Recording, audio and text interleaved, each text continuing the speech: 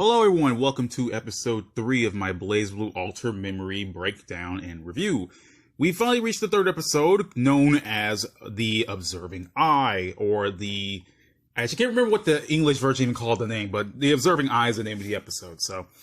Without further ado, honestly, let's just get on with this episode. This episode is actually just the final bits of Calamity Trigger, and they lead into the Continuum Shift parts. And the thing about it is, like, there's some stuff that are sprinkled from the Calamity Trigger parts into the Continuum Shift parts, and I'm not the biggest fan of it, and there are some things that have been left out, but hey, you know, this is the anime adaptation, might as well just, you know, move on about it. So let's get on with the third episode, The Observing Eye.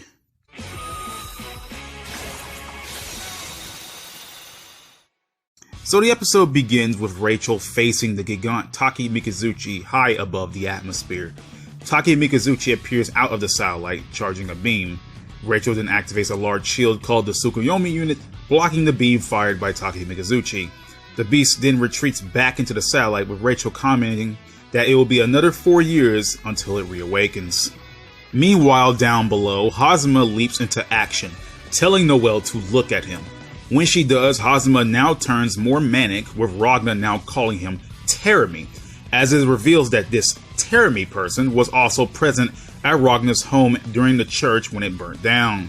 Ragna attempts to attack Teremi, but Rachel halts him, telling him that this is a fight he can't hope to win. Ignoring Rachel, Ragna and Teremi begin to battle. Teremi later retreats, while Rachel explains to Noelle that when she looked at Hazuma, his spirit endured, which confused Noelle since all she did was simply look at him. Far away, two women named Lychee and best girl Linois head outside to see that a stray beam from Taki Mikazuchi's blocked attack from the Tsukuyomi unit had hit a nearby mountain range. Behind them is a young man with a top hat and a robotic companion with him. Rachel teleports Ragna and Noelle to a vacant spot, informing Kokonoe that Teremi has made his return, with Kokonoe saying that she's been waiting to take him down. As Rachel leaves, she tells Noelle that she hopes that she can accomplish something for all of their sakes. Noelle questions Ragna why he seems so familiar to her, and why he was a part of her life in the past despite her having very few memories of her own past, but Ragna tells her to scram. Upset, Noelle runs away while Ragna notices that someone was behind him, telling them to come out. It was none other than the boy with the top hat and his companion from earlier. Ragna notes that the boy is a bounty hunter while his companion is a Nox Nictoris. The boy, Carl Clover, calling the Nox Nictoris his quote-unquote sister, has her attack Ragna, telling the man that the Azure Grimoire will be his. Meanwhile, Hazuma calls up a man named Relius Clover and has a chat with him about how Noelle, or in this case number 12, had inherited the true Azure, with Relius figuring that she was a quote-unquote failed attempt. Hazuma goes on to say that the monolith is ready to go, and in 2 to 3 days, the cocoon will begin to form. He says that once they get a hold of Noelle, they're ready to use the power of the God Killer. But Relius wonders how Hazuma even plans on awakening her as a Murakumo unit. Hazuma figures out that if he can break the limiter on Noelle's Nox Nictoris bulwark, he can awaken her as a Murakumo unit. Hazuma makes 2 more calls, to check up on Jin, who is now in the hospital, and to have Tsubaki Yayoi, a friend of Noelle's, to come down to the 3rd hierarchical city of Iwasu, where Hazuma is. Ragna continues to fight Carl and his sister, eventually beating Carl and falling into an underground city as a person with a squirrel tail watches from afar. Tao arrives, tracking Ragna's scent, and decides to take him to a quote-unquote booby lady. While Ragna is knocked out, he has a flashback once again about his home burning down. Jin stabs Ragna while his arm is cut off by a mysterious man who gloats about seeing Ragna in pain. The man had revealed that he had killed a woman before burning down the church, and revealed his name as Yuki Teremi before he left with Ragna's sister. Ragna awakens to find himself surrounded by Kaka kittens before Tao sends him outside to play. A woman in red, introducing herself as Lychee, tells Ragna that she patched him up and reaches over to touch his Azure Grimoire, but stops, wondering why he just doesn't siphon her soul, since he'd heal faster that way. Tao declares Ragna as her friend, now calling him Good Guy, and wants him to play with her, with Ragna going along with it. Meanwhile, Noelle rants about Ragna being mean to her, but pumps herself up and moves on her way. Relius finally arrives, and Jin leaves the hospital, though still injured and not at 100%. After the credits, Tsubaki Yayoi arrives to Hazuma's office, with him telling her that she has been ordered to assassinate Noelle Vermilion and Jin Kisaragi.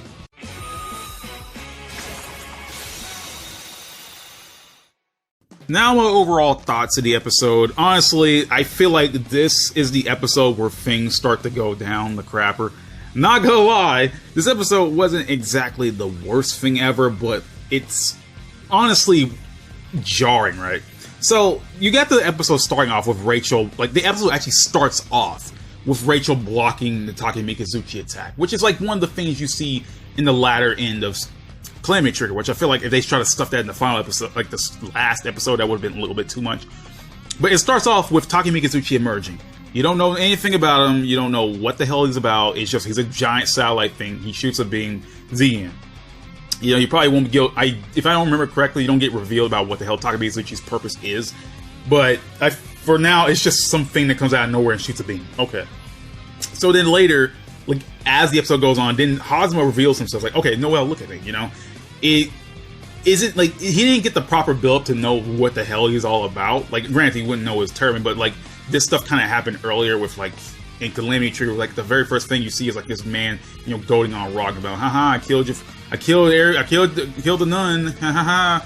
And the thing about it is, like, they don't explicitly say who this woman is. You know, you don't know if this woman's a caretaker, because Hazuma, well, Terumi in this case, Terumi really mentioned that he just killed a random woman. He didn't actually say if that was the sister. He didn't say anything like that. He just said, oh, I just killed this woman, and then that was it. Like, they didn't mention it was the sister or whatever, or anything. He just says, like, oh, it's the sister. It was just this woman I killed, whatever. But hey, I'm Terumi, so, you know, goodbye. I'm taking a girl with me.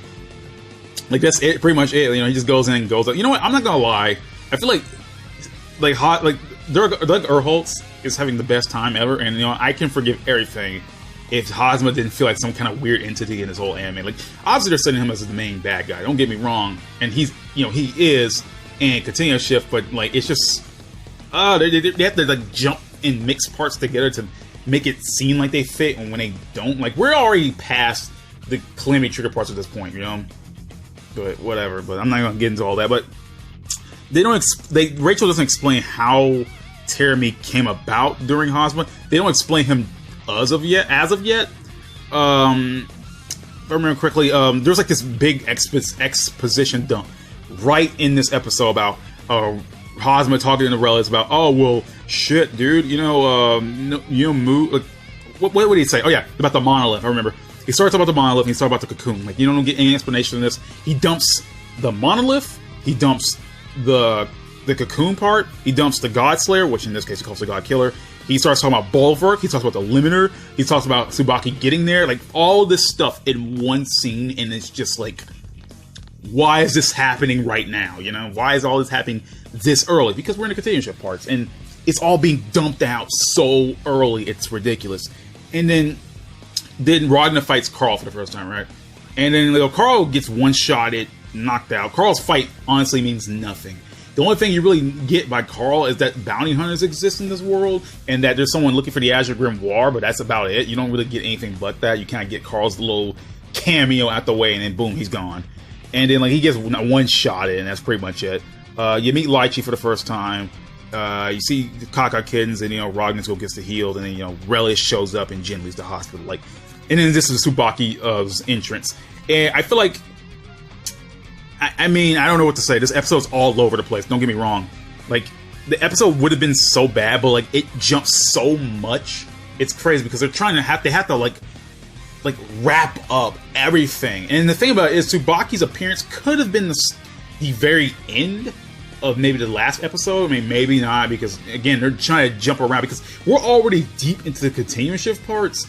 And then they already have Tsubaki coming in, which that was the last thing that was happening in Calamity Trigger. You know, Tsubaki shows up, talks to Hazuma, she gets ordered to kill Jin and Noelle, and boom, that's the end of Calamity Trigger. But now this is the Continuum Shift parts, and with, you know, Hazuma making his line, we're already about, like, what, 1/4 of the way through Continuum Shift, and now you got freaking Tsubaki popping up, and then all the extra shit you have to talk about to set up things later. It's all over the place.